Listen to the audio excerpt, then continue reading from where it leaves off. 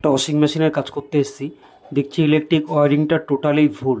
নিউট্রালের জায়গায় ফেস, ফেসের জায়গায় নিউট্রাল। সেটা একবার দেখুন। এই যে লাল ওয়্যারটা দেখছেন, এটা সুইচ থেকে এসছে, আর সুইচের থেকে এসে নিউট্রালে লেগেছে। আর এই যে সবুজ কালার, যে সবুজ সাদা পেঁচানো যেটা রয়েছে, এটা হচ্ছে নিউট্রাল। নিউট্রালটা লাইনে রয়েছে, ফেসের জায়গায় রয়েছে। এরকম কানেকশান করার জন্য কাস্টমারের ওয়াশিং মেশিনটা বডি হচ্ছিল, আর কাস্টমার দীর্ঘদিন ধরে ওয়াশিং মেশিনটাকে এইভাবে ব্যবহার করে যাচ্ছেন। এখন আর একটা বডির সাথে আর একটা ফল্ট এসছে, সেটা হচ্ছে আপনার জল আসছিল না। সেই প্রবলেমটাকেও একবার দেখব। এরকম কানেকশান যদি করা থাকে, খুব বড়সড় দুর্ঘটনা ঘটে যেতে পারে। এর জন্য আপনারা সবসময় দক্ষ টেকনিশিয়ান দিয়ে কাজ করাবেন। ইলেকট্রিকের ওয়ারিংটা একদমই ঠিক নয়, পুরোপুরি ভুল।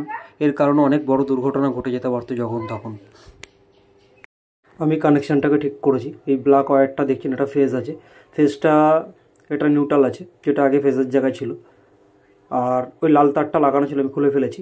আর এখন কালো তারটা যে ফেজে এসছে, যেটা লাইনে আছে, আর যেটা নিউ এন এন লেখা থাকে, এনে সবসময় নিউট্রাল থাকে, এখানে মেনশান করা রয়েছে নিউট্রাল ফেজ আর্থিং। তো এটা দেখেও ঠিক লাগানো যায়, তারপরেও টেকনিশিয়ান ভুল কাজ করে দিয়ে গেছে।